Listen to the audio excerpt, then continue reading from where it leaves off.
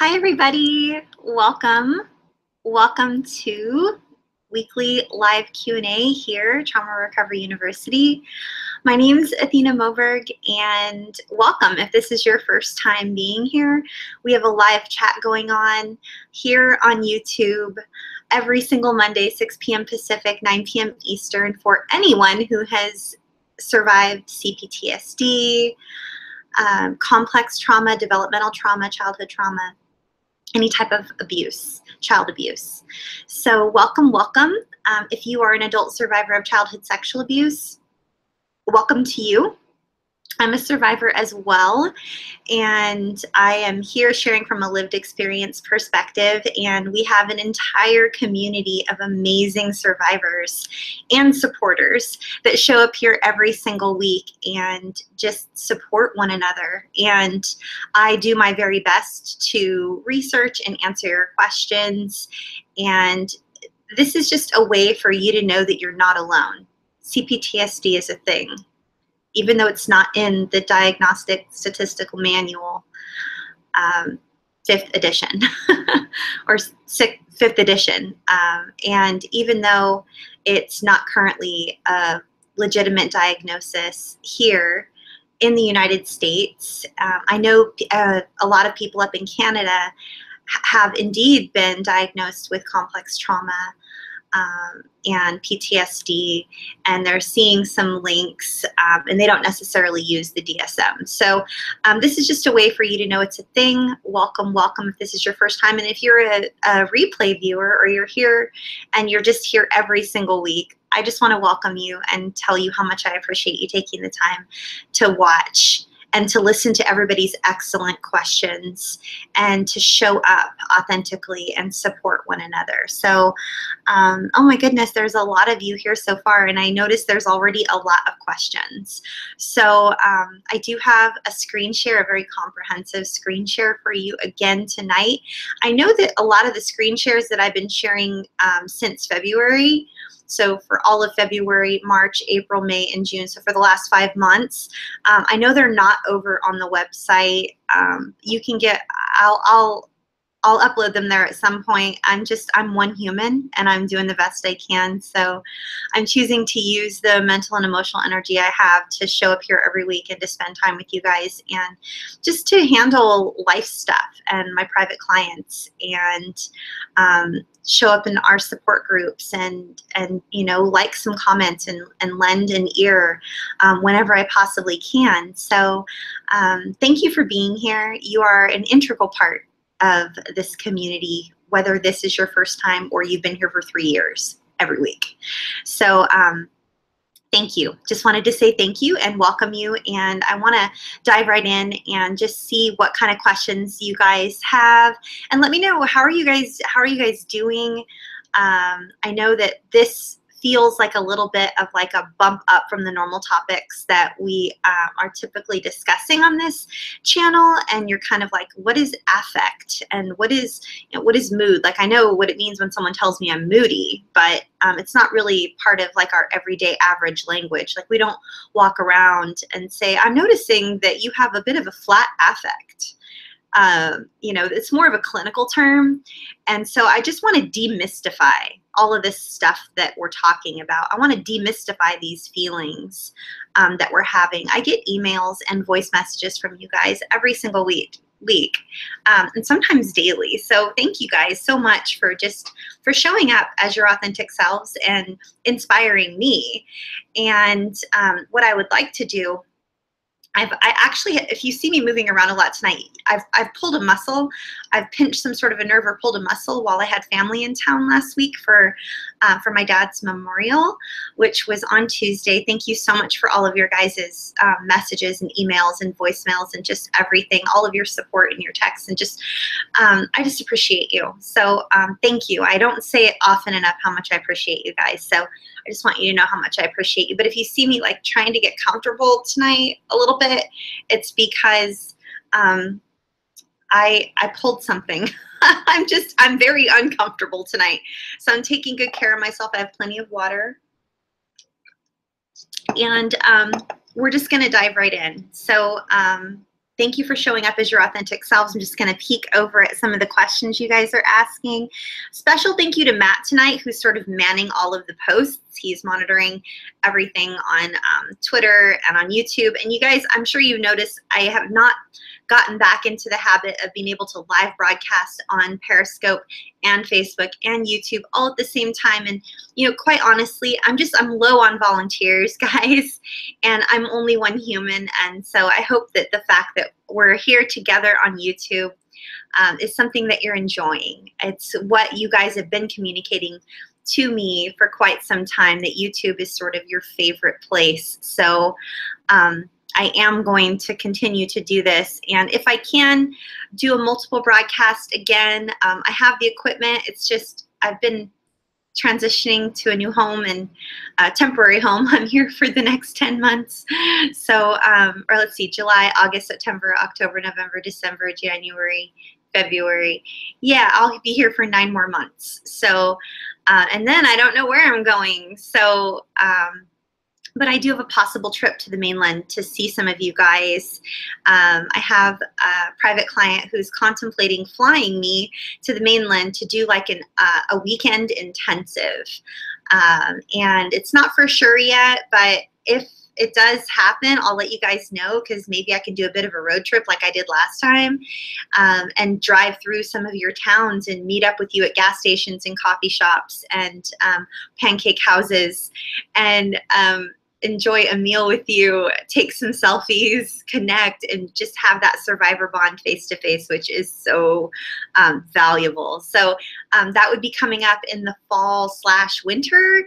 So if that does happen, I would start off sort of in the upper northeast coast area, and then I would sort of make my way down, depending on who wants to put me up or sort of host me to do like speaking like I did last time. I had people putting me up in their houses and I spoke at their churches, and it was just it was amazing. I felt like some sort of celebrity. It was hilarious. I was just like, I had someone take me out for the best hamburger I've ever had in my entire life. Where was I? I was in Florida, and I don't even remember the name of the hamburger place. But anyway, they're like, you're just kind of like this like celebrity traveling from state to state, driving across country, and it's pretty amazing. And like, what, this is crazy. You're talking to abuse survivors. Like, how many of you could there be? And I just sat there, you know, kind of like, there are 1 billion of us. There are 1 billion of us in the globe. So there's a lot of us, you guys. So anyway, I look forward to meeting up with you in person. I was just messaging with someone today. I will be in Texas, in San Antonio, for my daughter-in-law's graduation, and I'll be meeting up hopefully with 2 of you in San Antonio at the end of July. But what I'm talking about is like more towards like the fall and the winter. So without further ado, please pardon the 10-minute whatever. I know I'm going to get some thumbs down. Hey, thumbs downers, I love you. I still love you. I know that you love to thumbs down my videos and then critique me and send me nasty messages for talking too much about something that's not on topic. So, you know what Richard would say. YouTube is strictly voluntary, darling, so fuck off. That's what Richard would say. So let me just see the questions you guys have so far. Hi, Hunter. Hi, Katie. Hi, Willow. Hi, Heroes Don't Wear Capes. Hello, Joey. Hello, Tracy. Hello, John Harvey. Hello, Poppy. And again, big shout out to Matt, who's manning the helm on all fronts tonight. And you guys, say a prayer if you're a praying person, or send some really good thoughts and love to our friend Dawn, as she's away tonight, and I hope she's having an amazing night. Hopefully it's some sort of like celebration or something. But we love you, Dawn. And oh, and Maggie contacted me. Maggie's back, you guys, and she's going to be doing some research. And I know that Jack and Simi and the kids are all on a road trip going to pick gooseberries. So that's sort of our community update. You guys are asking amazing questions. What I'm going to do, like I did last week, is I'm going to zoom through the downloadable so that I can answer any questions in the downloadable that you're already asking, and then go back and address each of your questions one by one, and then possibly refer to the downloadable or just answer it just by answering it. So that is what I'm going to do right now. And thanks so much for being here and for sending in all of your excellent questions. Let me know if you could, by the way, if you could give this video a thumbs up if our videos are helpful on this channel. It really helps bump us to the top of search. And my videos are not monetizable, so I make no money off of these videos from YouTube because I'm not allowed to put ads on videos that talk about childhood sexual abuse. It's not something that anybody wants to advertise on. So I'm kind of screwed. So, but the way you can bump up our videos in search and really help me and encourage me, since I'm not able to do any ads or anything like that, I looked today, and in 3 years I've made $11.33, and it was only on like a couple of videos that they thought were like buzzworthy. I think it was like sexual orientation and gender identity, or I don't know, something like that. One of them was anxiety, because that's really like blah, vanilla. You know, it's not like childhood sexual abuse. So give this video a thumbs up and subscribe to this channel if you find my videos helpful, and leave a comment or send me an email, nomoreshameproject@gmail.com, and just say hi or tell me what topics you want me to discuss. I've been receiving messages from some of you new people that I'm barely meeting for the first time, and you just found us. And I'll be covering as many topics as possible. So give this video a thumbs up if it's helpful, and if you can see this screen share, let me know. Maybe give it a thumbs up or just say, yes, I can see it. Over in the, let's see, how is that? I hope you guys can see that. Let Matt know in the comments if you guys can see that. And I'm hoping so. So.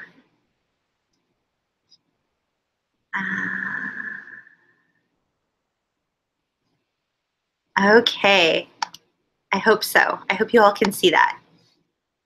Yes, okay, good. Thank you very much for letting me know, you guys. You guys are amazing. Okay, so here we go. Why do I feel numb all the time? Affect versus mood. Athena, why do I feel numb? Am I the only one? That was a message I just got last week. And I want to break this question down and discuss reasons we can feel numb. And we will also discuss the clinical terms for I feel numb. And it's like I'm flatlined.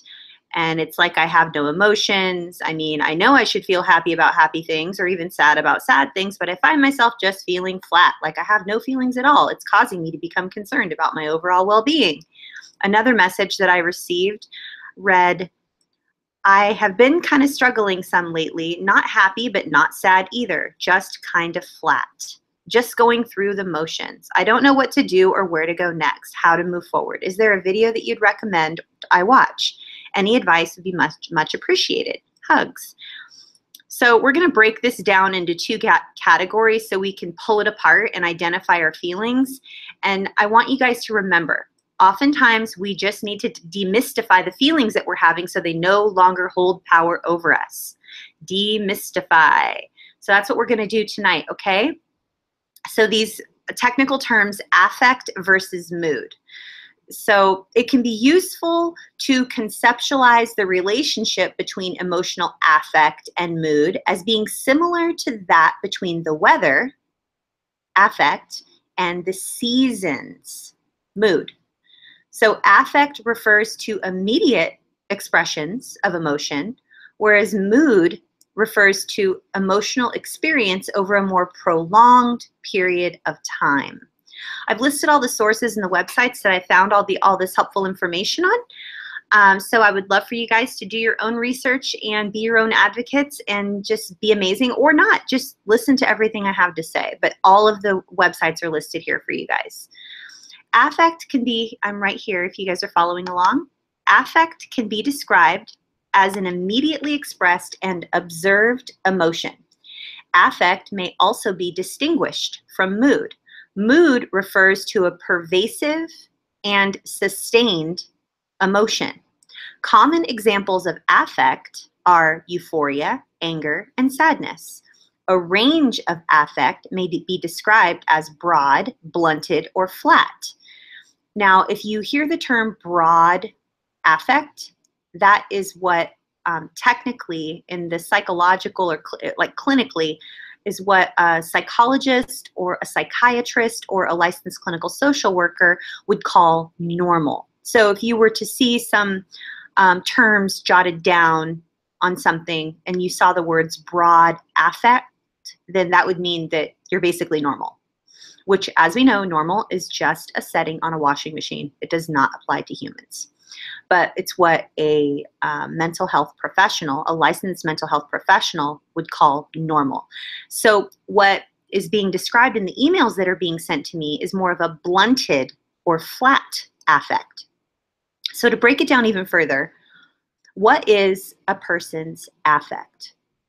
So the definition of affect is the emotional tone a person expresses. One type of affect is a flat affect or a blunted affect, a common feature of depression or autism. So let's bump back up here and let's look at immediately expressed and observed emotion. So let's think of someone who's living with clinical depression. Let's think of someone who's autistic. Oftentimes they will look emotionless. They may look sad or down. Now, if we're dealing with someone who's autistic, they don't necessarily pick up on social cues, right? Someone says, "Hi, how are you?" Someone who may be living with autism, depending on if they're high functioning, where they are on the spectrum, they might, if they're highly functioning, they could mirror you and they could smile back and they could wave and they could say, "Hi, I'm good." But let's say someone, wherever they are on the autistic spectrum, let's say they're lower functioning. They may just look to you and they would say, "I'm good, how are you?" Right? They might not show their facial expressions. So think of someone living with clinical depression. "Hi, how are you?" And typically if someone's living with clinical depression, it's not like you can fake it till you make it, you guys. It's not like you're having just a bummer day. If you are living with clinical depression, then chances are it will take every ounce of energy you have to put a smile on your face and say, "I'm good, how are you doing?" Which you're really not good. You're living with clinical depression. It's a struggle to even get out of bed. So again, I just want you guys to know that if we're dealing with a flat affect, okay, or a blunted affect, this doesn't mean that something's wrong with you, but it does mean that you should likely reach out to a licensed mental health professional. You should see a psychiatrist. You should see a psychologist, perhaps. You could choose to contact a licensed clinical social worker. You could seek out a counselor at your church.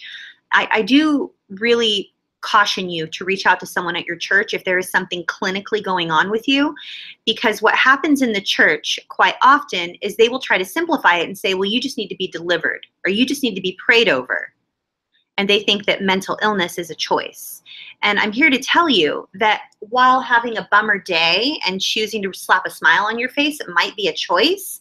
If you're living with clinical depression and there is seriously something going on with your brain chemistry, the chemicals in your brain are not functioning, your neurotransmitters are doing different things than other people's neurotransmitters are doing, try as you may, you're not going to be able to slap that smile on your face. And barring some sort of intervention of God or miracle, modern day miracle, which I've seen happen.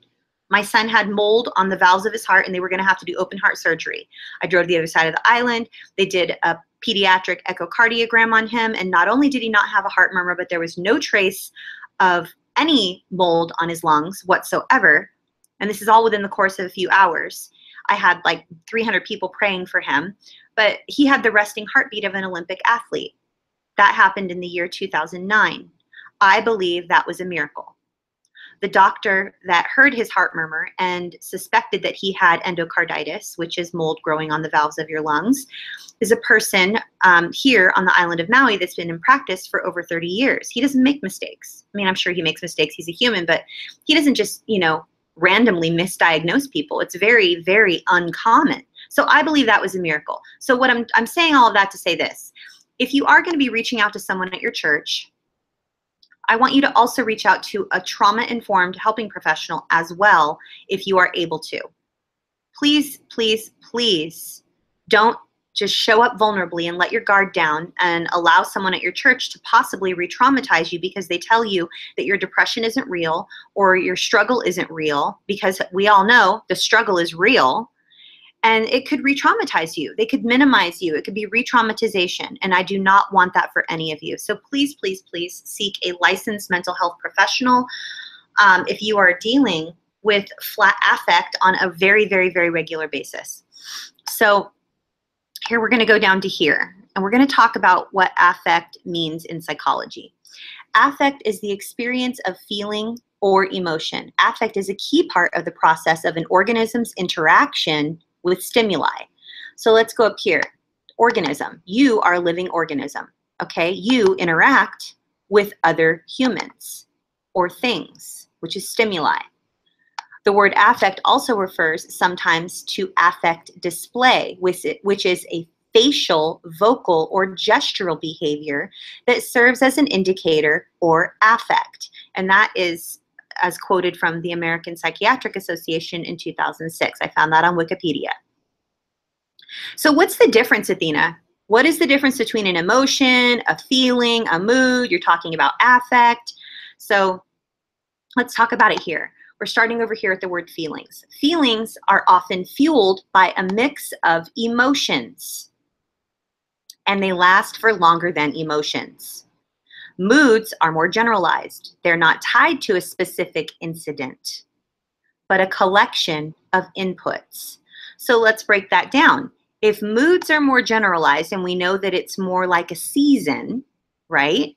That's the season. And so your affect, let's go up here. Your feelings are fueled by a mix of emotions. Okay? So if your feelings are triggered by your emotions, so what comes first is an emotion. You're feeling an emotion. You're emoting. Okay? And that causes you to feel a certain way, which can affect your overall mood. They're not tied, moods are not tied to a specific incident, but a collection of inputs. So if your feelings and your emotions and if your emotions and your feelings are both being triggered, and you have a flat affect, meaning you're not showing much facial recognition, you're speaking more monotoned, you're not showing much fluctuation, then that is a mood if it's over a longer period of time. So positive affect, which is what everybody's been waiting for. Well, now you've told us all about the negative stuff and like the things to worry about. What's a positive affect, Athena?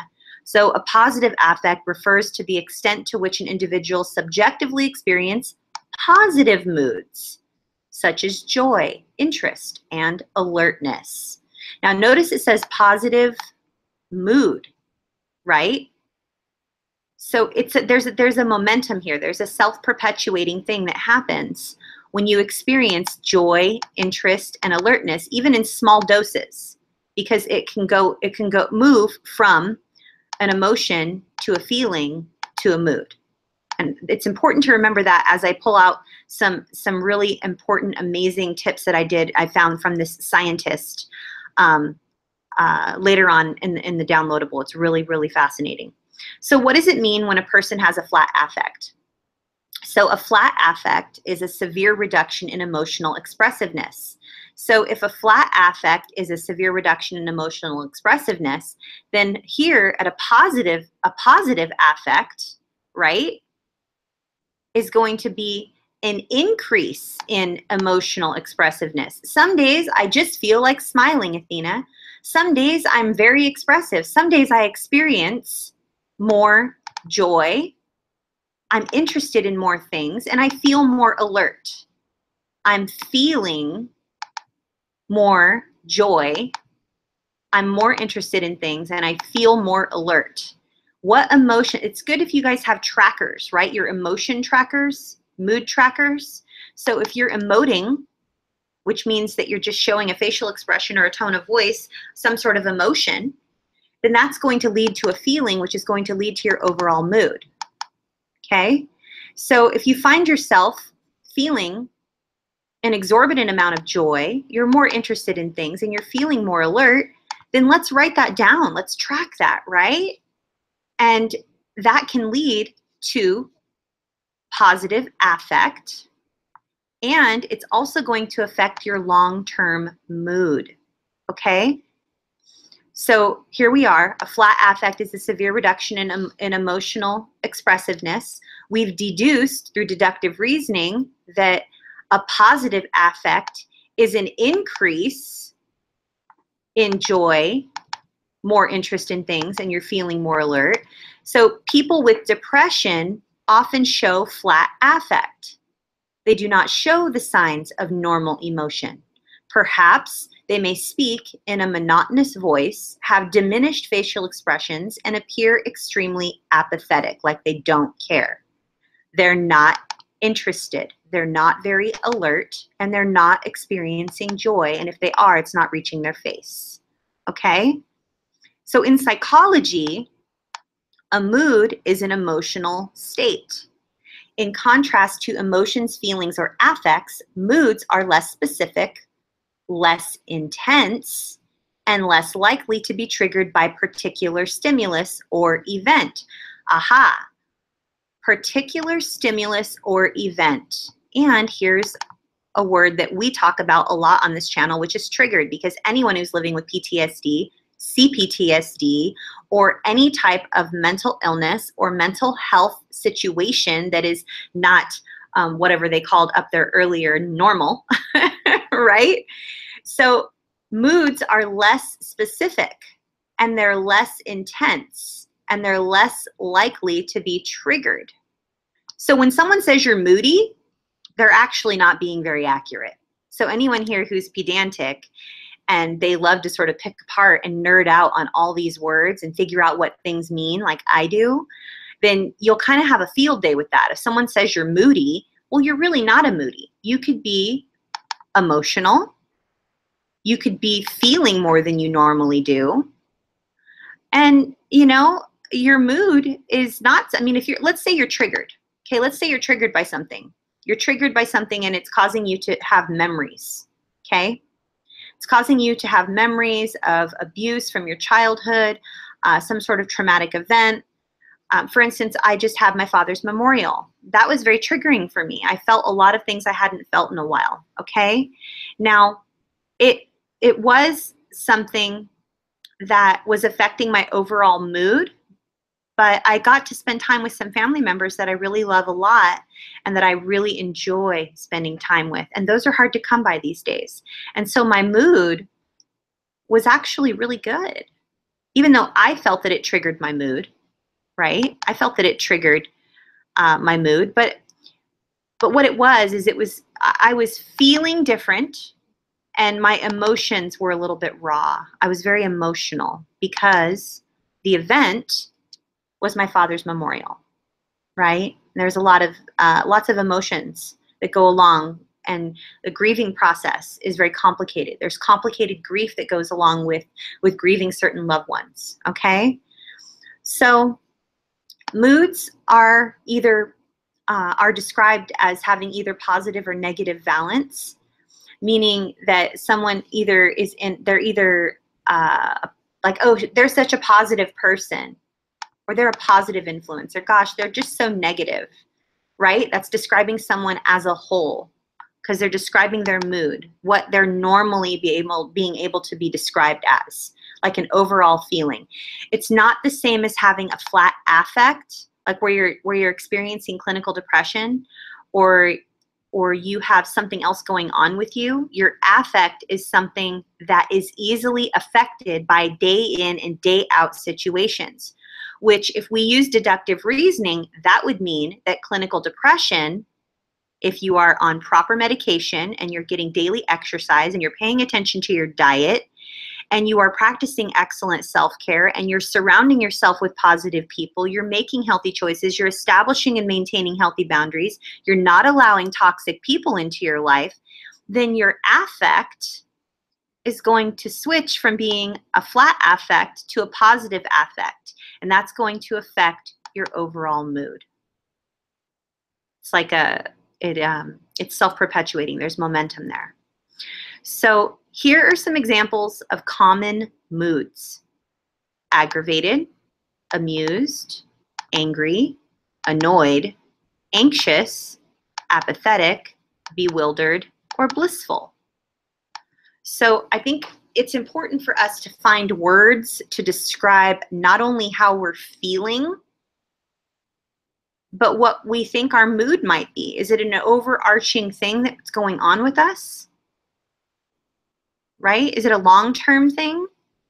If it's a long-term thing, then it could be a pervasive mood. Okay, we're going to discuss pervasive mood. And I have some really fascinating information that I want to share with you guys that I found from this scientist. So let's go down here and talk about pervasive mood. So a pervasive mood is a sustained emotion that, when extreme, can color one's whole view of life. I want to pause there, and I want to talk to you about something we've been talking about on this channel for 3 years, and that is our trauma glasses, right? We have those goggles on, we have those glasses on, and the reason that our glasses are colored the way they're colored is because during our developmental years, during our early years, ages 0 to 8, specifically really early, like attachment trauma, right? We don't attach properly to a caregiver, so we have a flood of adrenaline and cortisol. Our prefrontal cortex of our brain, which isn't fully developed until we're about 23, our prefrontal cortex as an infant, going all throughout our lives for as long as we're feeling this, because we didn't attach and we're not sure where we stand, we're walking on eggshells, we're not sure who's going to throw what, who's going to drink too much, who's going to yell, who's going to blame us, are we going to be in trouble, is there going to be abuse, am I going to go to school and have bullies, and when I come home, am I going to have to do everybody's chores, and then I'm going to get blamed for not doing them right, and then I'm going to be restricted, then I'm going to be locked outside, and I have to pull weeds, and there's just this constant trauma, okay? Now, it would not shock me if a huge amount of our community is experiencing a pervasive mood that is not positive because it's been a sustained emotion and it's been extreme and it's colored our whole view of life. Now, here we are, we're adults, and we're stuck in this mindset, right? We're stuck there because of the trauma glasses that we wear, and it's what we learned. It's all we knew. And our prefrontal cortex from very young, soaking in a toxic soup of adrenaline and cortisol, eating away at all the good things and making holes where we have trouble remembering things. The left hemisphere is not connected to the right hemisphere. We're not able to put words to things. We freeze. We're stuck in a trauma response for 1, 2, 5, 10, 15, 20, 30, 40, 50 years sometimes, until we reach out to somebody and we say, this is what I'm experiencing and I'm not sure why, and I'm learning about this thing called CPTSD. And I'm learning about this thing called complex trauma. And I'm learning about all these different terms. Information is readily available at our fingertips.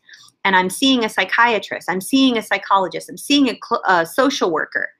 And I'm hearing these words thrown around, and I need to learn about this. I need to discuss these things, right? So here we are, you and I are sitting here, we're talking about this pervasive mood, right?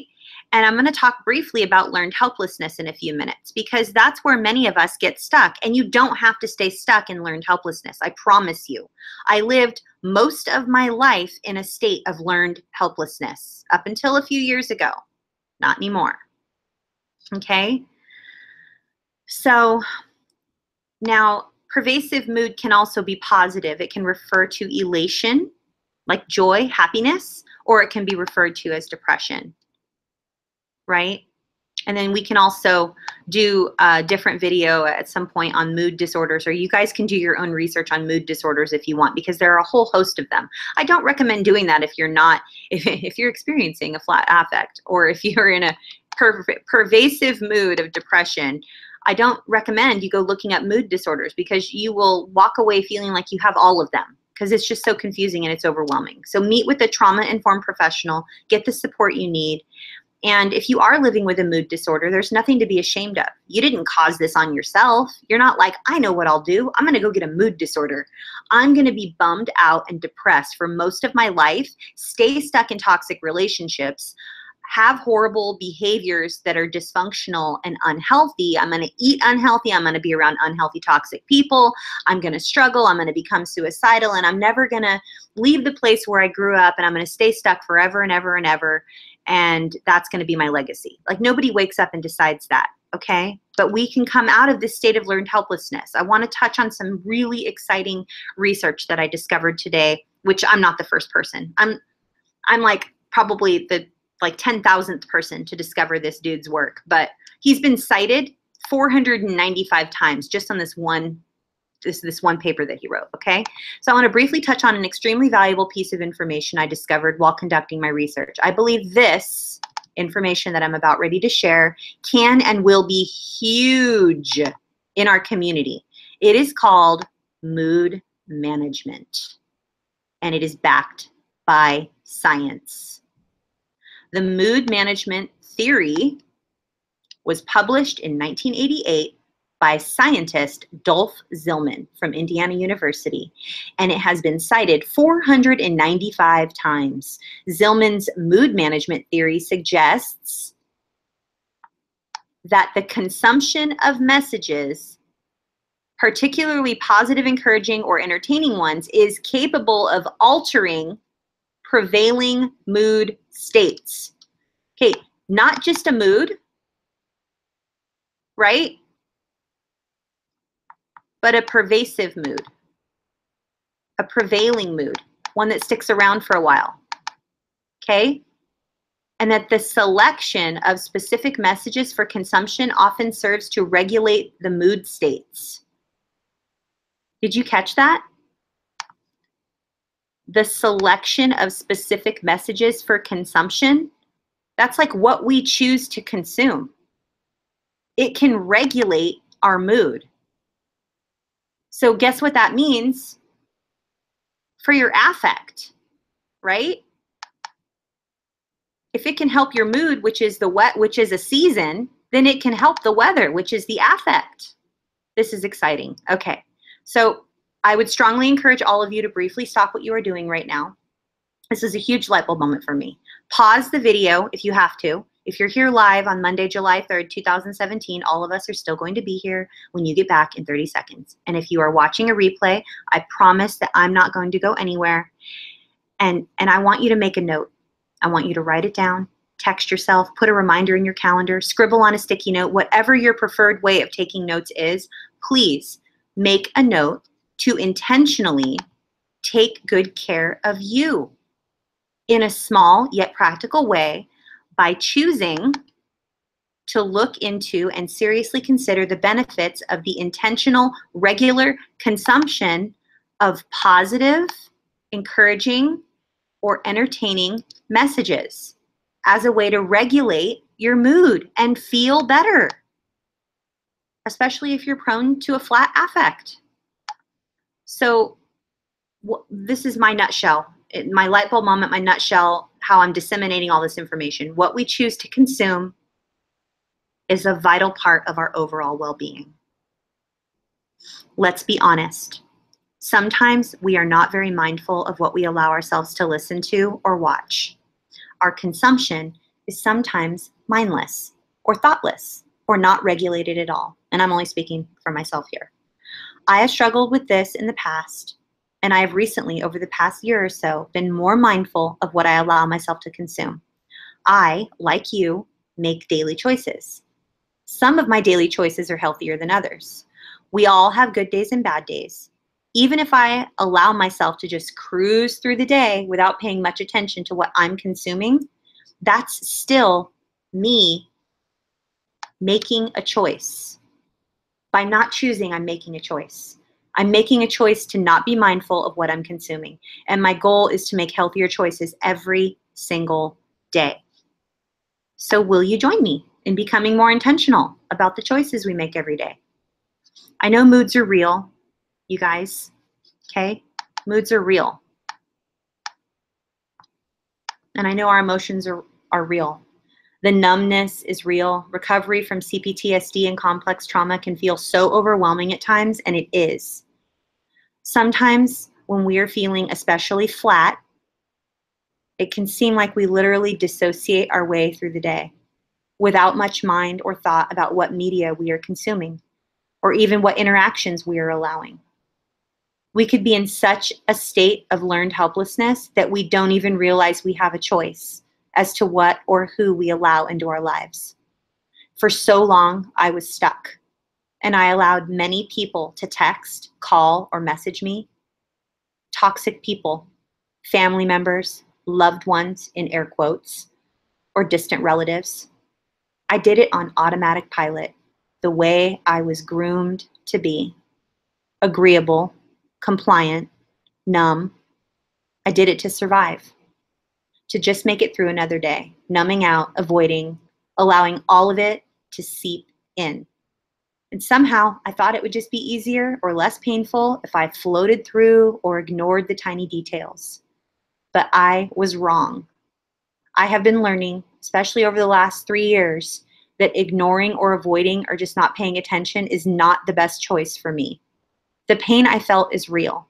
And even if I remained distracted throughout the day, the pain was still there. One day I paused and I took a good look at where I was, and I realized that I would never just get a hall pass away from the pain. I would just lose precious moments that I could have had, when I could have been intentionally finding a way to feel better and heal more effectively. I could not do it alone. Healing all alone with no support is painful, and it's overwhelming, and it's lonely. But together we can heal at an exponential rate. And I'm going to be here with you on this journey, like I have been for a few years, and I'm going to continue to be. And so will the rest of our community members. I'm really grateful for each of you. And remember, like we discussed last week and the week before that, the sooner we fully step into our pain, the sooner we will be able to make our way back out of it, healthier than before and living a life we love. So here's our call to action: to become more intentional about the choices we make every day and regulate our mood, as the scientist Zillman up above suggests. This is how we're going to do it. We're going to seek validation and accountability from other survivors.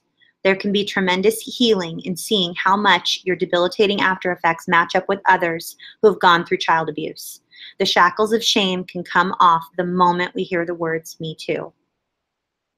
Number 2, we're going to seek validation and accountability from trauma-informed professionals. They can help, they can help. They can help you make healthier daily choices through tools like tracker sheets and based upon their experience and their expertise. Having a trauma-informed professional to meet with regularly can be life-changing for you. Number 3, we're going to begin to speak out loud or in a group about our daily goals with safe people. We can start as slowly as we like. Sharing your truth with those who will provide safe, non-judgmental support allows you to examine your behaviors in the light of day rather than continuing to keep them locked in the dark recesses of your mind. Shame cannot survive in community. Remember that. Number 4, know that you are not the only one. Know that you are the only one who will be in control of your recovery and your daily habits.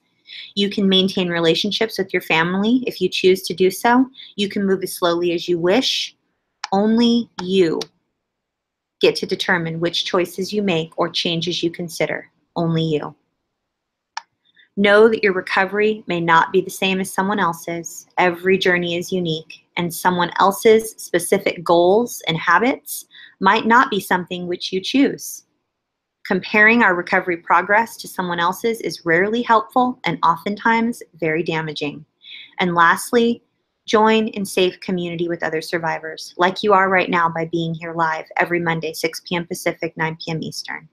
You deserve to receive acceptance, support, and encouragement.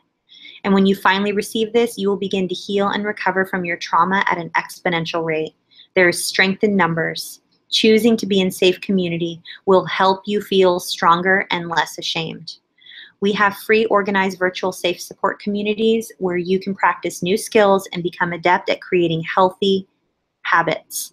Learn how to get plugged into a free online safe support group for survivors. Just see our About page over on YouTube. So I hope that was really helpful for you guys. I really enjoyed this research this week. I enjoyed doing all of this for you guys. It's always a joy to help you guys and to show up and to do research for you. And I've been healing alongside you guys for 3 years, and it's been so amazing. So thank you for allowing me the privilege to be here with you. And it's not a club that anybody wants to be a part of, but I'm glad that if I have to be in this club that I get to do it with all you guys. So I'm going to go over.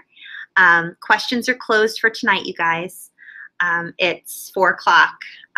It's 10 o'clock on the East Coast. It's 7 o'clock on the West Coast, and it is 4 o'clock here where I live. So I'm going to go back and I'm going to answer all of the questions that you guys have already asked.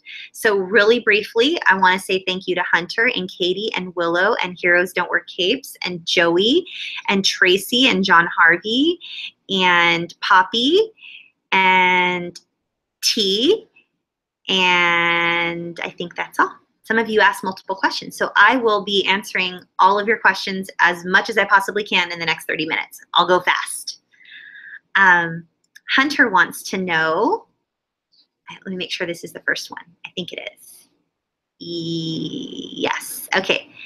Hunter wants to know, can emotional numbness be a precursor to memories surfacing? I was this way about a year before they came. That is an excellent question, Hunter.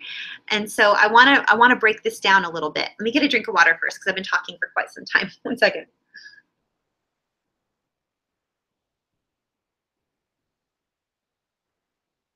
Oh, I completely forgot. I got 2 emails from you guys last week asking me about my mason jar koozie. It was made by one of our community members. Her name is Christy Q, and you can find her on Etsy at Love Jungle Crochet. And I'm not 100% certain of the cost because it was a gift. She sent it to me as a gift. But look into, she has so many cute items in her shop. So definitely support a small business and get one from her. Okay, so Hunter, that is an excellent question. And what you're describing, in my personal and professional opinion and in my personal experience and the experience of some of my clients, it's kind of the calm before the storm. And what I mean by that is when our brain decides that we're safe, like our subconscious decides that we're safe, and this is where all of our decisions are made, in the basal ganglia, okay? The basal ganglia is where a whole bunch of decisions are made. Multitasking and other things are made, and our executive functioning made in a totally different area, but the basal ganglia is where basic, mindless, like I'm going to brush my teeth, I'm going to automatically make sure that I turn this water on instead of that water because I don't want to burn my hands. Like those are decisions are made in the basal ganglia. So when we get into like a rhythm of life and our reptilian brain decides that we're safe, then a lot of times we do start to have that flood of memories come. I wouldn't necessarily describe that time before the memories come as having a flat affect. Now, emotional numbness is a little bit different than just sort of like you're in a safe place. And many of us survivors, we don't really know what a safe place is because we felt unsafe our entire lives. So what I am thinking you're describing, Hunter, is that your subconscious thinks you're safe. And so it's like a green light, like, okay, he's good. It's okay to send those traumatic memories in to process now. You don't have to hold him back anymore. He's in a good place. And so it is possible that your brain was mistaking the fact that you were at a low affect or a flat affect and sort of numbing out through possible like maybe dissociation. Like if you played a lot of video games, a lot of times when we play a lot of video games, it's very soothing. I know for a lot of people, mostly men, like more men play video games than girls. And I'm not being like sexist or anything.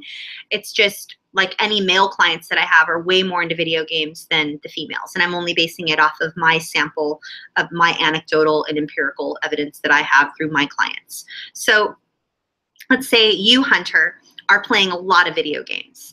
And what happens is you're at this total relaxed state. You're sort of dissociating, right? You're not really fully present. You're just in sort of a floaty state. You're not even like really in the room where you're at because you're into this video game. Let's say you do this for quite some time, for a long period of time. Your brain thinks he's good. And so then a lot of memories could come in. And then it triggers a cycle because the very nature of CPTSD is that we have trauma triggers and we have a lot of similar symptoms to PTSD, but then you add in the emotional flashbacks and the dissociation and you have complex PTSD. And so I wouldn't say that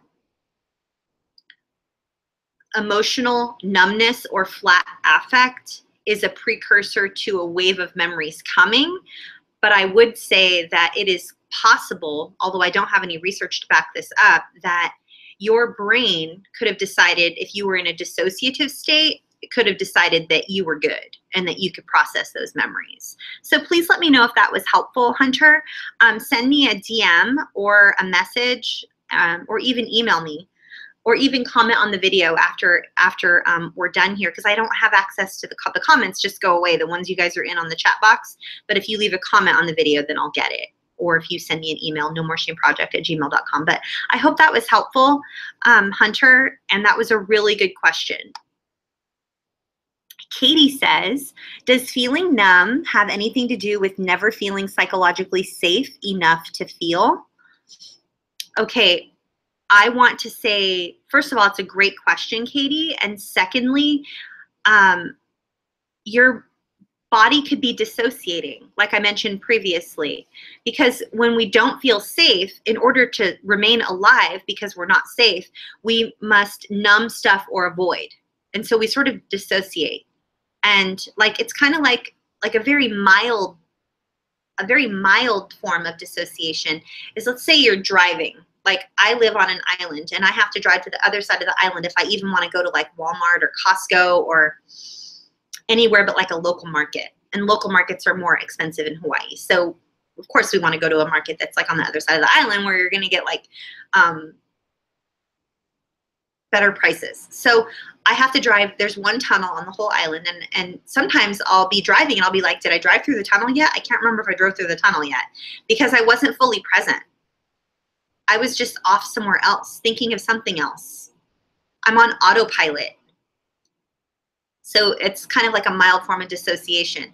Now, if it were on the other extreme, and for any of our peeps that are here right now that are living with dissociation and are possibly been diagnosed with dissociative identity disorder, which used to be called multiple personality disorder, please accept my apologies for my ignorance if I'm not using the proper vernacular to describe what it is that's going on, because I am not well versed and have not very much expertise whatsoever in DID. So I'm only speaking about dissociation as it pertains to CPTSD and mild forms of dissociation. But if you're going on the more extreme side of dissociation, you end up places and you're like, how did I get here? Where am I? And I don't know how to get my way back. Like, hopefully my phone will work and it will Google map me back to where I live. You know, That's extreme dissociation, and that's cause for pause, cause for alarm. And you need to be reaching out to a licensed mental health professional. So, but I am hesitant to say, yes, Katie, feeling numb has everything to do with not ever feeling psychologically safe. But I think a more accurate way for me to describe that is dissociating is what your brain is doing because it doesn't feel psychologically safe.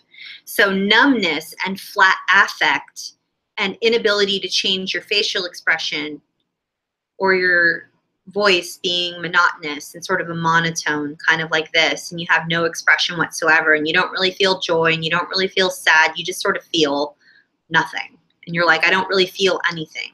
Like, what would you like? How are you? I don't know how I am. I think I'm okay. I'm not really sure.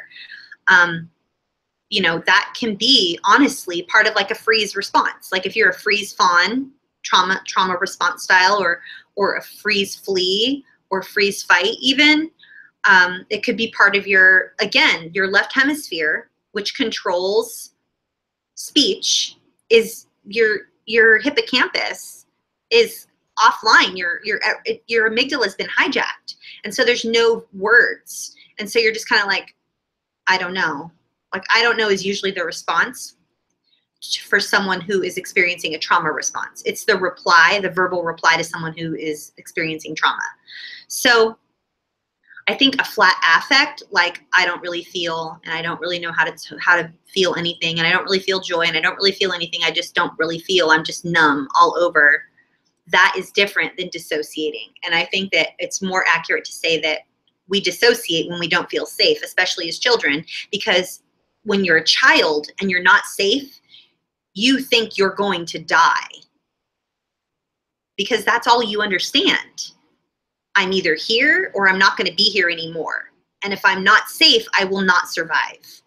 So you figure out a way to feel safe, or your brain protects you and you dissociate and you go somewhere else. You bite your fingernails. You ride your bike until you can't ride your bike anymore. You go somewhere else. You play video games. You watch television. You listen to earbuds. You draw. You do art. You do some way of dissociating so that you end up feeling safe. You create your own safe place. I hope that was helpful, Katie. Please let me know. Send me a DM or an email or something, or a comment on this video once the chat box is done to let me know. That would be amazing. Willow says, what is laughing while talking about really traumatic abuse or assault considered? Is that considered numb, evil, dissociated, disturbed, awesome, crazy? Willow, I love the choices you've given me. Am I numb? Am I evil? Am I dissociated? Am I awesome? Am I crazy? So all of the above. No, it's a party. So laughing while talking about really traumatic abuse or assault. I will share with you, Willow, that I am famous for using humor as a redirect. It's what I do. In the first 2.5 years of Bobby's in my videos, she's the serious one and I'm the clown. I just use humor as a redirect all the time. It's what I do. And it hasn't been until just recently that I've sort of like gotten to a place where I don't feel like I need to only be the funny one. Like, oh, I have life experience. I have amazing clients. I have success. I have testimonials. I have book reviews. I have awesome things. Like, I am an okay person apart from what I bring to the table to someone else's table. So, excuse me. Let me get another drink of water. Sorry, guys. My throat's been really dry lately.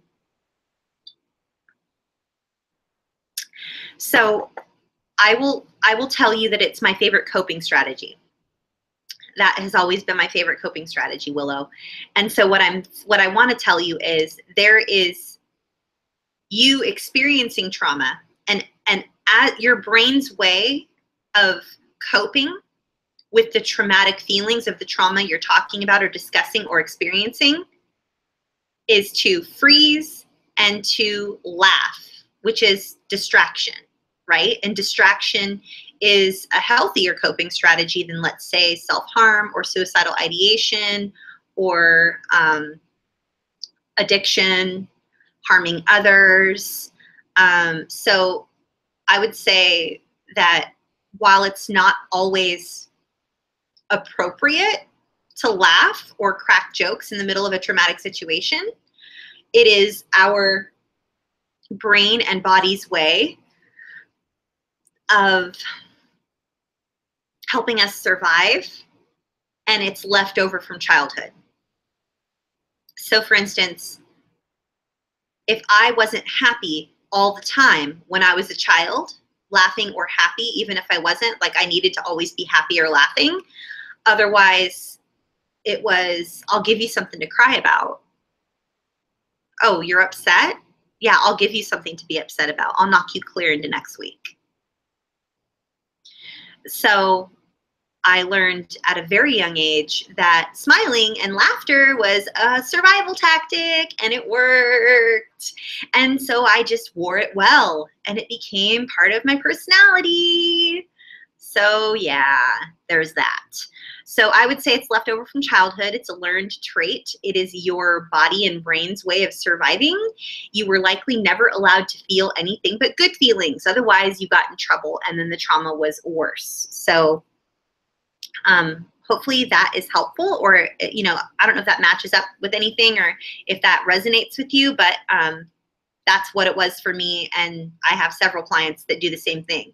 Something horrible will happen, and they'll find themselves smiling or laughing and trying to be like, well, I gotta laugh, otherwise I'll cry. You know, not always appropriate, not always what we want to be doing, but it's left over from childhood. And I hope that was helpful. Please let me know if it was. And by the way, I think you're awesome. I don't think you're disturbed or crazy or evil. So yeah, you're awesome. I know it's not always a preferred way that you want to be behaving if something traumatic is going on, but you're still awesome. All of you guys are. Heroes Don't Wear Capes says, I don't know if I'm ever emotionally authentic. I thought I avoided all negative emotion and was always happy. But when I really think about it, I don't know if I actually feel anything. This is so common. Heroes don't wear capes. And I want you to know that you've perfectly described flat affect, and you've also perfectly described pervasive mood, like a low mood. I'm not a doctor. I'm not diagnosing you.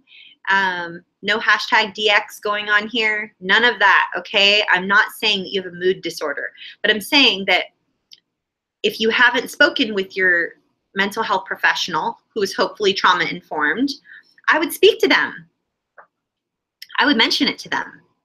And I would ask them if there's a way they can talk with you or consider talking with you about mood, you know, or depression. I don't know enough about your story or enough about everything going on with you to know if you have been diagnosed with clinical depression. So, but look into it, because what you've just described is flat affect, and it could be pervasive mood. It could be something going on with your mood, right? Affect is the weather, mood is the season. So if we're looking at it as far as weather goes, right? Is it just windy today or rainy today? Or are you in a season of clouds and rain? And I would remember that and talk with your helping professional about that and describe it in that way if you need to. And I have many people's therapists that email me and they say, I was told to watch your video, so I just want to say thank you, or then they end up critiquing me and saying that I laugh too much. So whatever. I can't please everybody. I stopped trying. But I hope that was helpful. And I'm sorry that you're feeling nothing. And I know what it's like. You said something. I think you used the word authentic. Let me see. I don't know if I'm ever emotionally authentic. And that is very, very, very, very common with survivors of childhood trauma. They don't know who they are. They don't have like a pre-trauma identity because all they've ever known is trauma. And so learning to find our authentic selves is something that is like an uncovering and a discovering. And, oh, Harriet, yes. Harriet, if you could pop up the video for how we find our authentic selves, and then after that, pop up the video link for learned helplessness, and then link below learned helplessness and how to find our authentic selves. Because I really think those things are going to help you guys for sure. It'll help you. I'm almost certain that it's going to help you guys. So, especially if you've never really felt, you don't really know if you're ever authentically feeling anything. You know, if you were abused from a very, very, very young age, and your CPTSD is something that you've always lived with because you have attachment trauma from infancy, which many of us here on this channel do, then you don't have like a pre-trauma identity, and you have to really discover who you are and uncover who you are under all that trauma. So I'm excited to be on this journey with you. Let me know if that was helpful. I have a hair in my eye. Joey says, how come when I have a flashback, I get really numb and have like an out-of-body experience? I can't hear anything either when I am having a flashback. Ooh, excellent question. Which, by the way, Heroes Don't Wear Capes, that was an excellent question also. All you guys ask the best questions. So Joey, what you are describing is depersonalization. Joey, I want to challenge you to Google on your phone or your computer or something, dissociation and depersonalization. And Harriet, I think I have a video on depersonalization, and I know I have a video on dissociation. So could you please put up the YouTube links? I know I only get 5 per video. So if there's one on depersonalization, pop that up there, and then after that, pop up the one on dissociation, and then link them up below. But if I don't have one on depersonalization, I need to record it, but I'm almost positive I do. I'm almost positive I have one on depersonalization. I think Bobby and I recorded it together. I'm almost positive. But that's what you're describing, Joey, to a T. So do some research. Knowledge is power. And yeah, it also contributes to not being able to hear anything while you're having a flashback. That happens to me too. I go into a complete bubble, and it's almost like I'm looking down at myself, and it's just like I can see everything playing out, and I'm like, I know what's going to happen right now. I mean, it's just this very, very, very real thing. And, you know, with CPTSD, you guys, you have the added joy, tongue in cheek, not joy, kidding, it's a joke, please don't crucify me, of emotional flashbacks and dissociation. So in addition to PTSD and all the things that are like, you know, flashbacks that are like you can name exactly what you're flashing back to, you have emotional flashbacks, which you don't even know where they come from, why you're having them, what you're trying to remember. It's just an overall feeling of doom. And then you dissociate, and you don't even realize you're gone until you come back and you're like, how long was I dissociating? You know, I mean, it's just so frustrating, and it's just, it's really frustrating. But you're not doing this alone. And so I hope that this is helpful, and it sucks, it's hard, but you're gonna make it through. I know you are.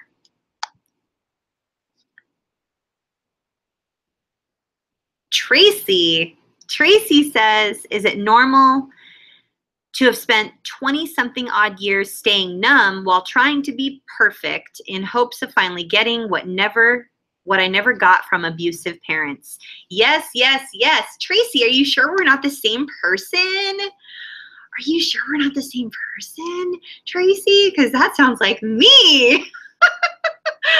Oh my goodness gracious. Yes, yes, yes. Excellent question. You used a word though. You said, is it normal? And you guys remember, normal is a setting on the washing machine. It has nothing to do with humans. So I would encourage you, Tracy, to reframe that and reword it and say, it is common.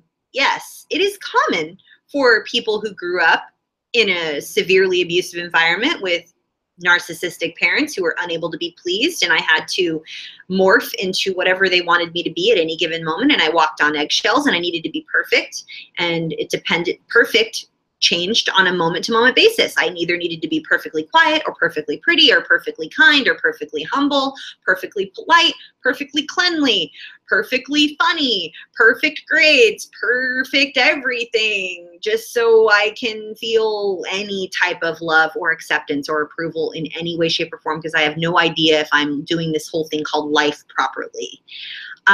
Yes, it is very common for you to experience 20 years of what the F is really going on? Who am I? And like, I didn't have high highs and I didn't have low lows. I just sort of was like in this weird state of walking on eggshells, constantly wondering if I was doing this whole thing called life properly.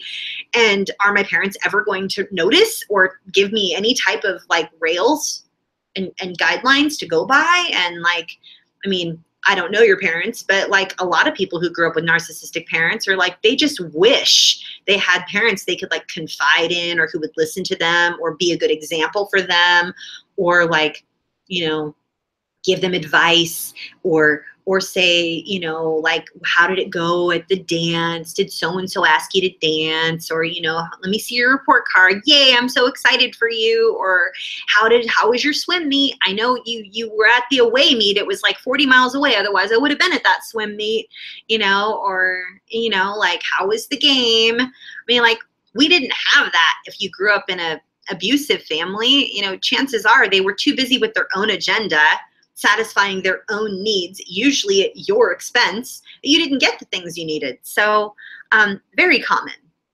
Yes, you're not the crazy one, Tracy. I know you probably already know that, but you are not the crazy one. The crazy ones, since you said abusive parents, plural, they're the ones with the problem, not you. You are an adult now. You're at least 20. And you get to choose. So hopefully watch that video on learned helplessness and learning how you find out who your authentic self is.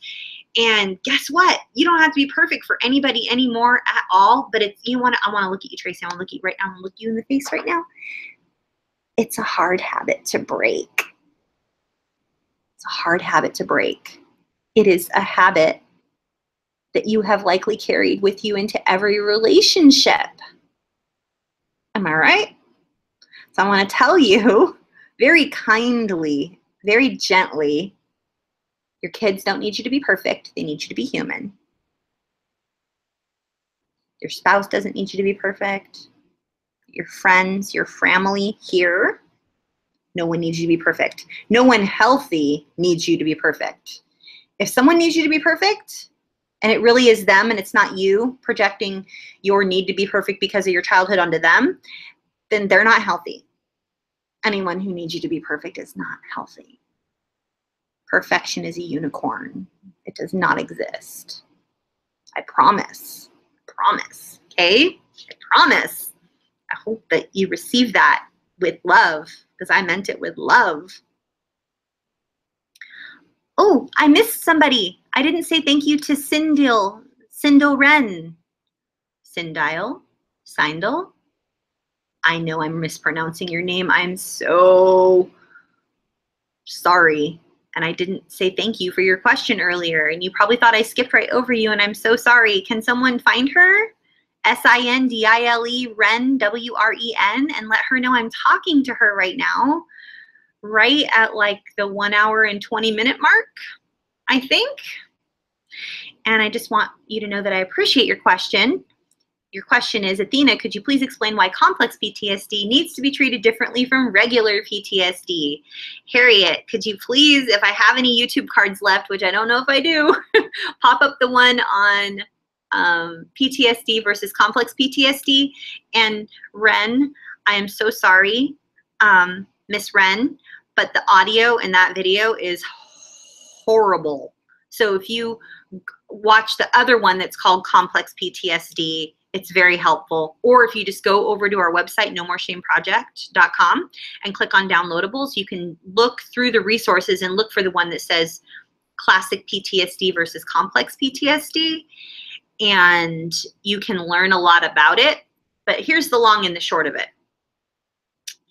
The reason complex PTSD is treated by most helping professionals differently than classic PTSD is because it includes, in addition to all the flashbacks and the night terrors and the heart palpitations, the dry mouth, the sweaty palms, the all of the I almost said normal, all of the symptoms of classic PTSD are present usually in those living with complex PTSD. Complex PTSD happened over an extended period of time where there was a power mismanagement. The person that is down here, us, there was someone exerting power over us, and we thought that we would likely not survive.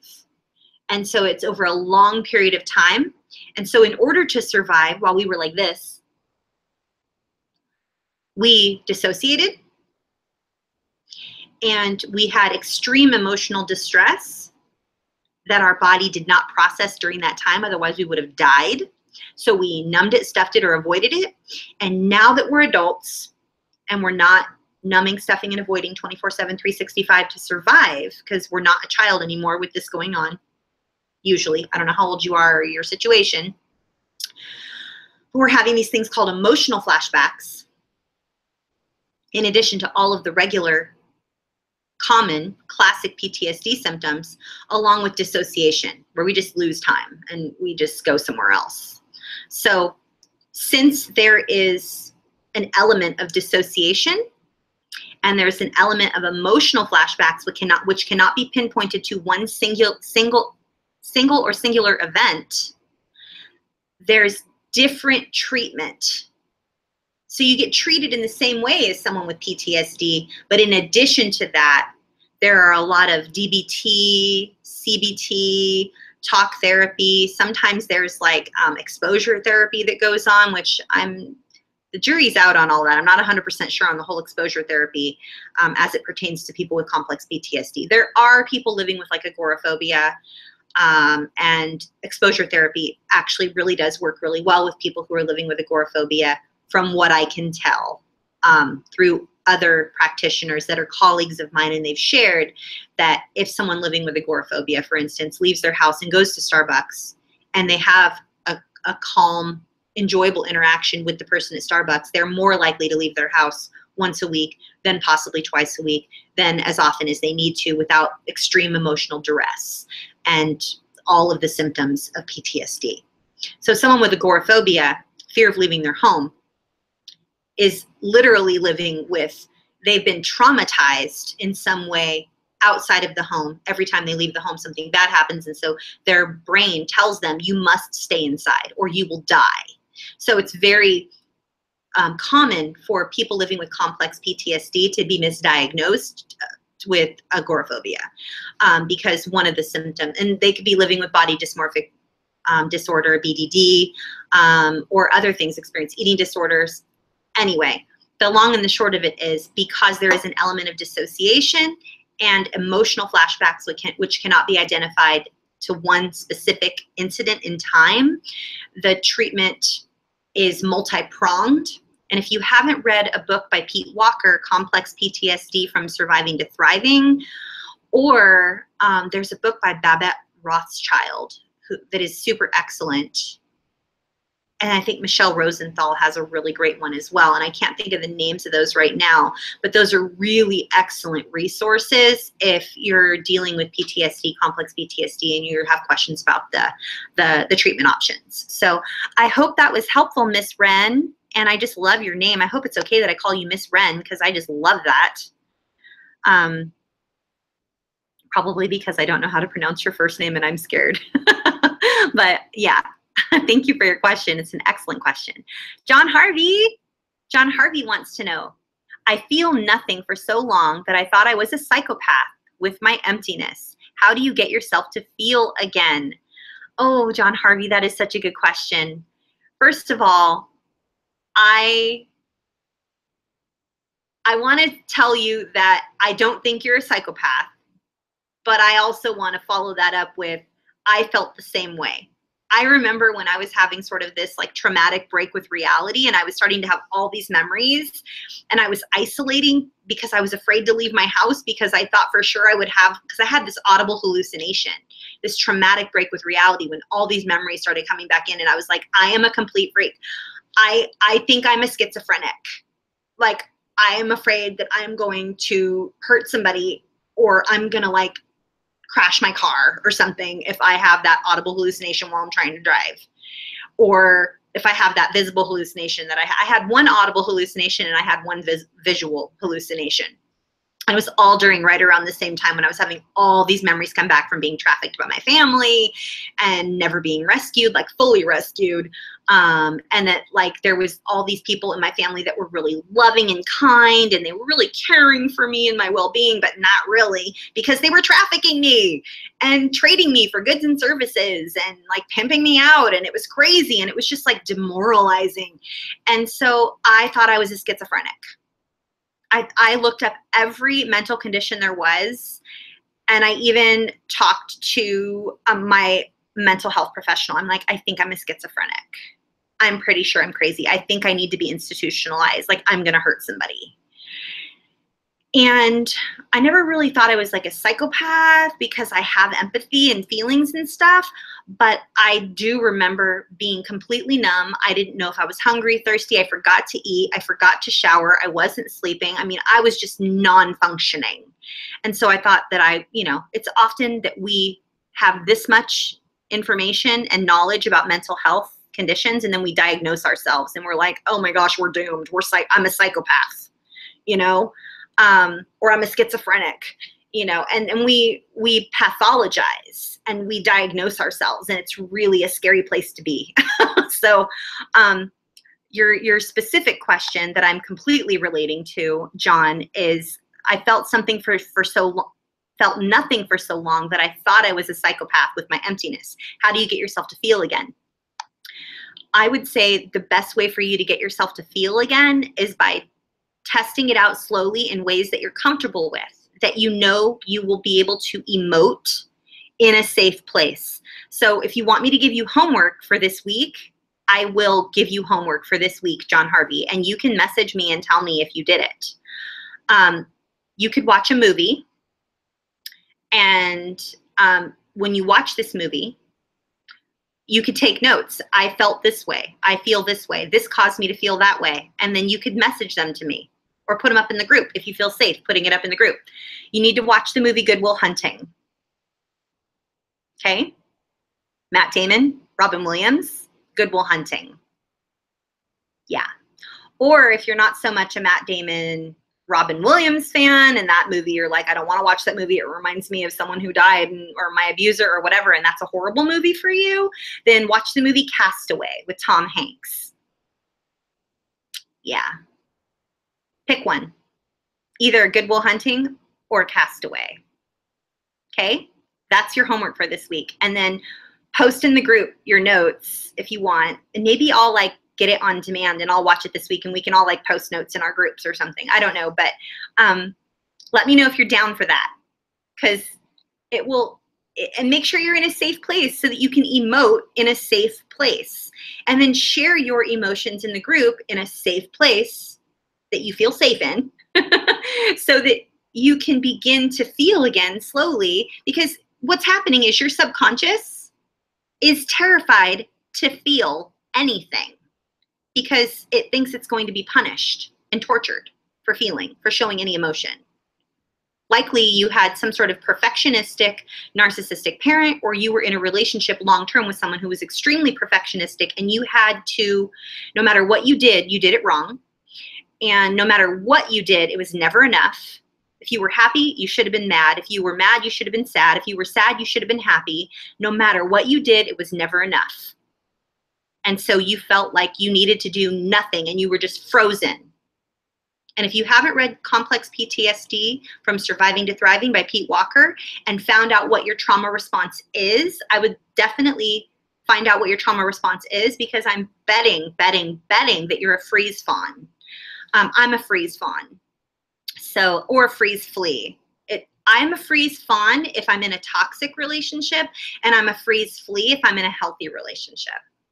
So try that one on for size. Like, let that roll around. It's really neat to identify your trauma response style, though, and learn how to heal and use it to empower you so that you can, you know, take twists and turns on your healing journey and know that you're safe.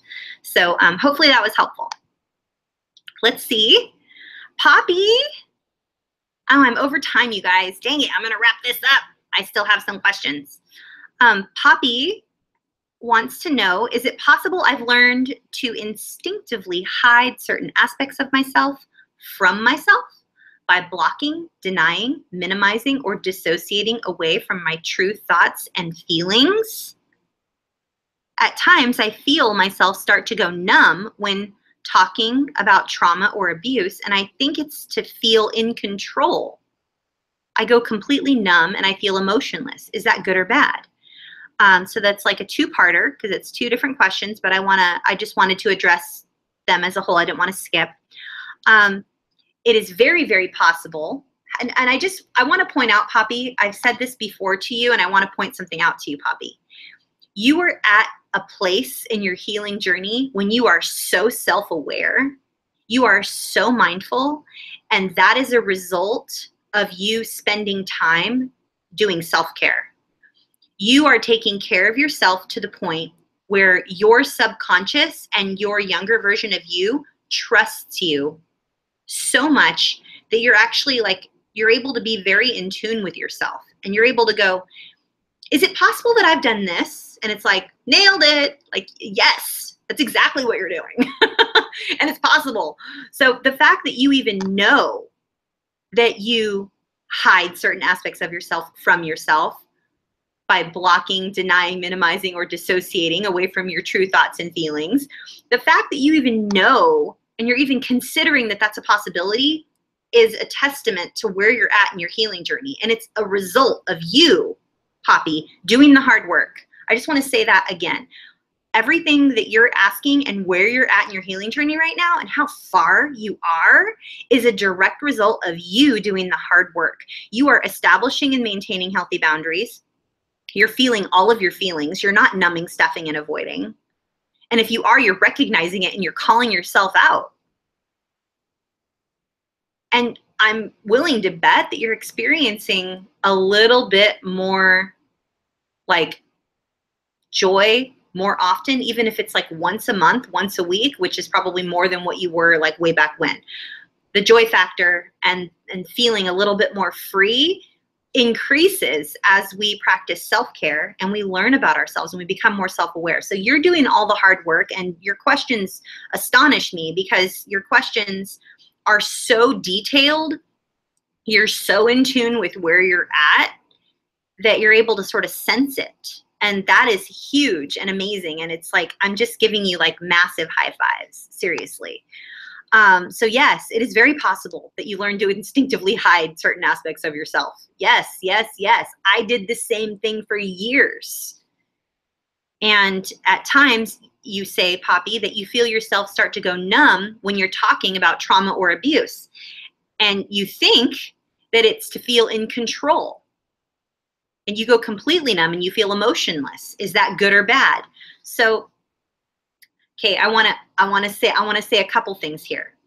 The fact that you can even tell that you're starting to go numb when you're talking about trauma and abuse, and you think it's maybe so that you can feel in control because you're like, you have this like protective mechanism that goes up, right? And then you go completely numb and you feel emotionless. Is that good or bad? So I have two things to say to you. One, I would challenge you, because I know I can, because I know where you're at. Reframe that. It's not good or bad. It just is. Okay? You go completely emotionless because, yes, it's a defense mechanism. You're talking and experiencing trauma and abuse. You're writing about or creating something or sharing something about trauma and abuse. So you go completely emotionless, or you might even like find yourself not knowing how you feel.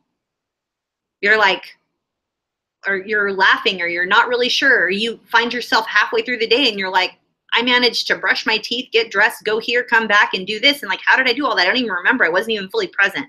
So yes, you're dissociating your way or numbing your way through your day as a protective mechanism so that you don't re-experience that trauma. And you're like making these steps, right? You're making these steps like sooner or later, like down the road a little ways, you're likely going to not experience as much of that trauma. Like it won't come in. You're establishing and maintaining healthy boundaries, and what healthy boundaries do is they keep the good in and they keep the bad out. So you're able to distinguish in your mind like, oh, I'm only reading this. This isn't happening to me. And your amygdala isn't hijacking the whole world and causing you, to freak out and freeze or not be able to talk or whatever. Like after a while, like you're going to be like, I got this. And every part of your body will relax because every part of your body will be like, she's got this. Right? So yes, yes, yes. It's not good or bad. It just is. And you're feeling all of your feelings. That's important. And if you're feeling numb and you're feeling nothing, that is a good indicator for you to maybe back off from talking about the trauma or abuse, or find a different way to express it, whether it's through art, digital art, painting art. Make sure you're doing that in a safe place where you feel safe, right? And like if you feel safe in a coffee shop doing some digital art, or you feel safe going to one of those paint and sips, like with a friend or something, express or feel things that way. Don't always stay stuck in thinking that you need to use words and talk therapy for trauma, because talk therapy isn't the only therapy. Cognitive behavioral therapy is not the only therapy that works for trauma survivors. There needs to be a multi-pronged approach. There needs to be grieving. There needs to be DBT skills. You can't do DBT and mindfulness if you have no language going on and the left side of your brain isn't talking to the right side of your brain. You can't do mindfulness and be fully present if you're completely dissociated. So just become aware of like, okay, I'm feeling this way. That's why you guys, these tracker sheets and these journals are so important and they help us so much. So I hope that was helpful. And I'm sorry I'm over time, but I have a couple of other questions. One from Tracy, one from T. Is that T just T? Just want to make sure. Is that T just T? And then another one from Joey, another one from John. So I'm gonna get those and I'm gonna do rapid fire if that's okay. I always say I'm gonna do rapid fire. Do you ever notice that? I'm like, I'm gonna do rapid fire, and then I spend like 10 minutes on each question. I'm so sorry, but I just feel like you guys deserve it. So let's see here. Tracy says, what if I'm feeling, Tracy says, what if I'm seeing someone at church, a psychiatrist and a trauma-informed therapist, and I still have clinical depression? Okay, Tracy, that is possible. Sometimes it takes a while to find that perfect mix. Trauma-informed, excellent, excellent, gold star, high fives, yay, confetti. Seeing someone at church, and that means that you have a faith, something where you can give things that are too heavy for you to a higher power. That's always very helpful for depression. And perhaps, did you say psychiatrist or psychologist? Let me just see. A psychiatrist, so chances are that you have medication, like maybe some SSRIs, some sort of blockers that are helping you regulate. You might not have found the perfect cocktail of things that are helping you. And always, Tracy, if I can just like tell you this, if this is temporary. I know that what we want as humans is to be like, okay, am I done? Okay, yay, and now we're done. Okay, so this is my new normal. Okay, this is my new normal. I can embrace this. This is how it will be forever. But that's like rarely ever how it is, right? So, Tracy, where you're at right now, where you're still living with clinical depression, you have a relationship with God or your higher power, and you're seeing a psychiatrist, which I'm deducing likely means that you're hopefully, if you need medication, you're taking your medication, which that's a form of self-care in and of itself. My question, I guess the only question I would ask, because I'm a trauma-informed professional, but I'm not a licensed clinical social worker or a board-certified psychologist or anything like that. I am a coach. I help people who are already fully functioning reach their goals. That's what I do. So my question, if you were my client, I would say, are you raising your heart rate for about 15 minutes every single day minimum? Whether that means walking around your house, walking around your block, jumping in the swimming pool, if that's something you feel comfortable with, riding a bicycle, minimum 15 minutes a day, minimum. If you're not, incorporate that. And then I guess I would ask, like, are you familiar with an anti-inflammatory food pyramid? Are you incorporating like some leafy greens? Because those really help my mood. I don't know, maybe I'm just weird. But the more leafy greens I consume, my mood just elevates. And if I walk for like 15 minutes or I go float in a pool, the pool that I have outside, like in this complex that we're living in, my mood is elevated. I mean, I go from feeling nothing or terrified or anxious to feeling like I am good. Like, this is the best I've felt in months. So 15 minutes a day of, and I hate to minimize it down to this. I hope you don't feel like I'm minimizing you, because I'm not. It's not my intention. I'm over time. I gotta go, guys. But 15 minutes minimum every single day. And then your body begins to like anticipate it, and it'll elevate your mood. So leafy greens, anti-inflammatory food pyramid, turmeric really helps. Good B12 vitamin, those sublinguals, the cherry ones that you dissolve under your tongue, you can get them at Costco. And yeah, those are things that helped me when I was like, what is wrong with me? I'm doing all the things, and I'm still, what's wrong with me? So I just tweaked it. Those are just the things that worked for me. So I hope that was helpful. Let me see. Let's see. T, could my meds be making the numbness worse? I'm thinking of stopping them. T, I would caution you, don't stop your meds on your own. First of all, to answer your question directly, yes, they could be not helping the situation or causing you to feel numb. Are you taking Zoloft or a generic version of Zoloft? I have tons of colleagues and clients, and the first thing that they find with people who are on Zoloft, any of their clients that are on Zoloft, anyone who's on Zoloft, they're just like, they feel nothing. They're just like completely numb, like zip, nothing, flat affect. Their voice doesn't change, their mood doesn't change, their feelings don't change, they don't emote, they're never sad, they're never happy, they just are. Like, there could be a bomb go off outside and like, whatever, you know, like it doesn't affect them. And so if that's the case, I would talk to your helping professional about adjusting the dosage of your SSRI or whatever it is that you're taking, what they have you prescribed. And don't go off your medication on your own. I don't recommend ever doing that all on your own. You need to be under the supervision of a medical, like of a doctor. That's what I would recommend for sure. I hope that was helpful, T. I'm sorry that you're struggling. Joey says, when I'm around other people, I'm happy, and I say I'm fine because I know that's what they want to hear, but inside I feel like shit. I feel bad or afraid if they knew the truth. Joey, I'm going to say this in the only way I know how. I mean this with love, but that is people pleasing, okay? And people pleasing keeps us from healing. People pleasing keeps us from healing. Our internal feeling needs to match our external.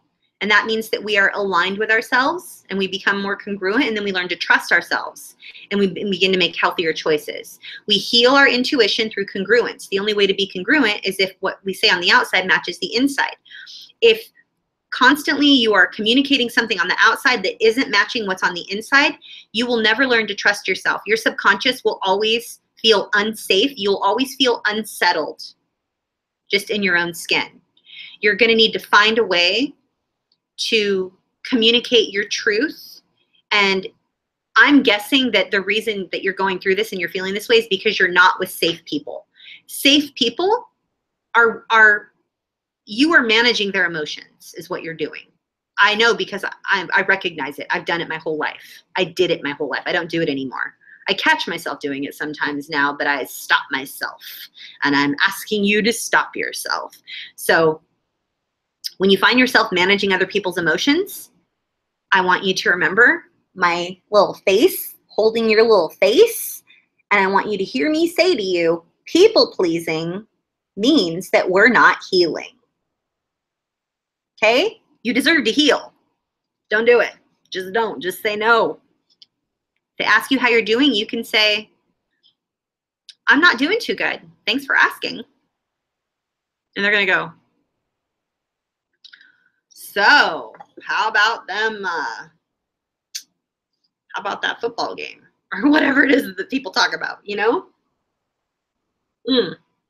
The weather. Sports, weather. Dinner's going to be delicious. You know, food, something simple, something very level 1, like nothing too deep.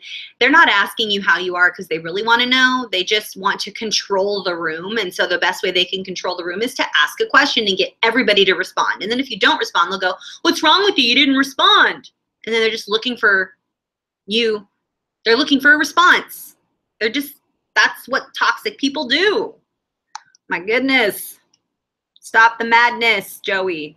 I love you. People pleasing means we aren't healing. Last question. John Harvey.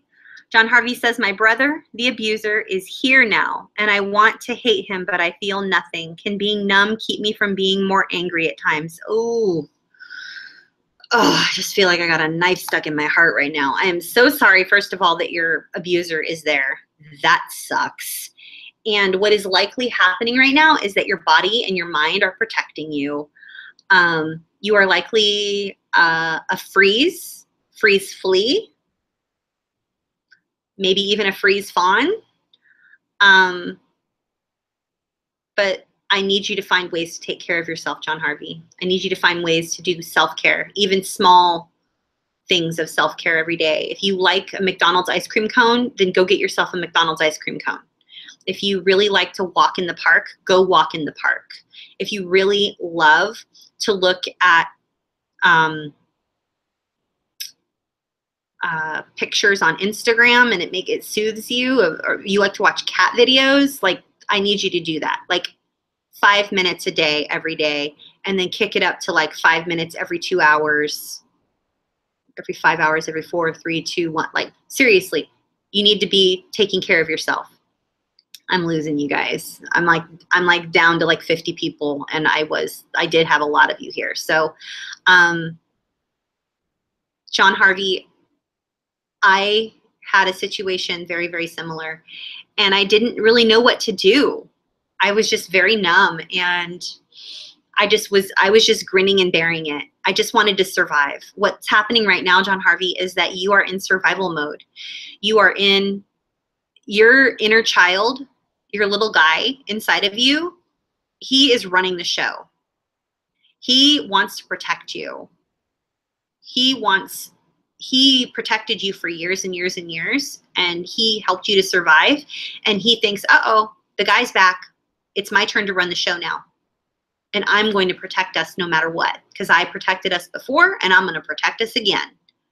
So, Harriet, I'm probably out of YouTube cards, but can you pop up inner child work, or link down below in this video, inner child work, please, Harriet?